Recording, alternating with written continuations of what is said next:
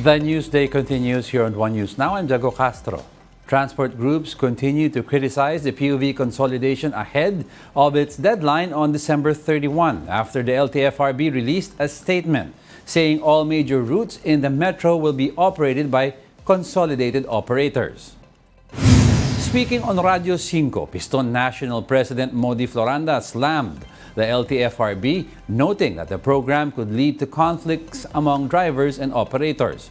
Floranda also questioned why operators need to reapply instead of renewing their existing temporary permits, suggesting that LTFRB's consolidation efforts are a forced measure. Meanwhile, Transport Group Manibela also shared the same sentiment. Manibela chairperson Mar Valbuena expressed concerns about its impact on commuters, accusing the LTFRB of allowing provisional authority even with incomplete requirements. The Agriculture Department says nearly 500,000 metric tons of rice from Taiwan and India will arrive beginning this month until February 2024.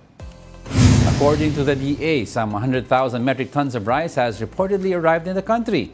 76,000 more metric tons of rice from Taiwan and India are scheduled until early January. Another 75,000 metric tons of rice from India, meanwhile, will be delivered from the last week of December. This is in preparation for the possible impact of the El Niño phenomenon on palay production. As of December 14, the country has imported 3.22 million metric tons of rice this year. Some groups are opposing the move to extend tariff cuts on rice and pork for another year.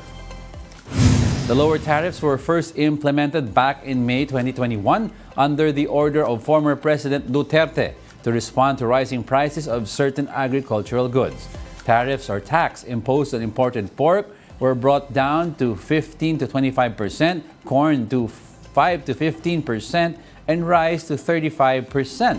This was extended by President Marcos through Executive Order 10, issued in 2022, which is set to expire on December 31.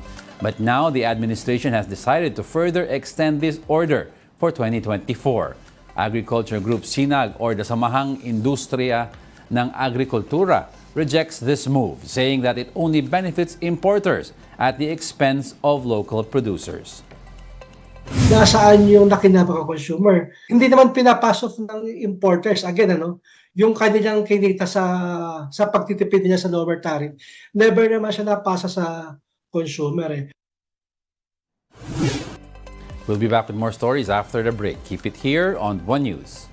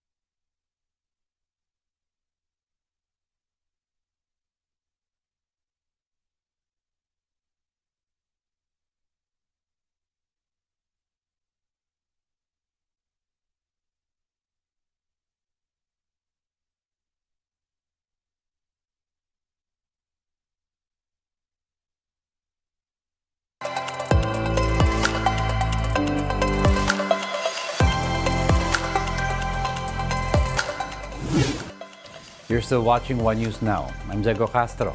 Some Filipinos who did their holiday shopping were left disappointed by the apparent smaller sizes of products they brought for medianoche. For manufacturers, this practice is called shrinkflation. Shrinkflation allows manufacturers to shrink or reduce the size or quantity of their products while prices remain the same. Consumers notice that sizes of their usual bread have become smaller, while contents of the usual sardine cans they buy have decreased. The Philippine Amalgamated Supermarkets Association says shrinkflation is nothing new, but more manufacturers have been doing it since the pandemic.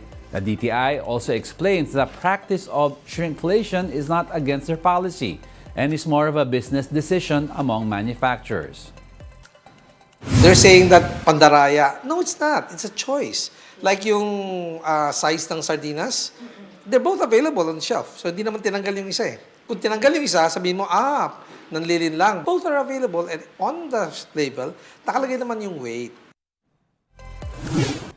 In entertainment, the Gabi ng Parangal for the Metro Manila Film Festival 2023 was held on Wednesday. Firefly took home 3 awards: Best Picture, Best Screenplay, and Best Child Performer for Yuen Mikael. Historical drama Gomburza finished just behind Firefly as it won 6 other awards, the biggest haul for any entry this year. These include Best Director for Pepe Jokno and Best Actor for Cedric Juan, who stood out among a strong list of nominees.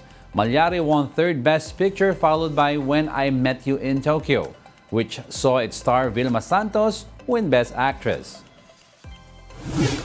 Let's now take a quick look at other stories we're watching. Israeli ambassador to the Philippines, Ilan Fluss, travels to Cabanatuan to visit the wake of Paul Castelli, an OFW killed by Hamas. Castelvi was killed last October 7 together with his employer in Biri, where he stayed with his patient to the end. The National Human Settlements Board approves a 4% cap on increases in rental rates of 10,000 pesos and below by next year. This aims to avoid unwarranted increase in rental rates among lower-income families. And the image of the Black Nazarene will be encased in glass during the traditional traslacion on January 9. A Quiapo Church official says the glass case is meant to protect the religious image and devotees. And those are the top stories of the hour. Join us again at 11:15 a.m. as we continue to monitor the day's biggest stories. I'm Diego Castro. We are One News. All sides, all the time.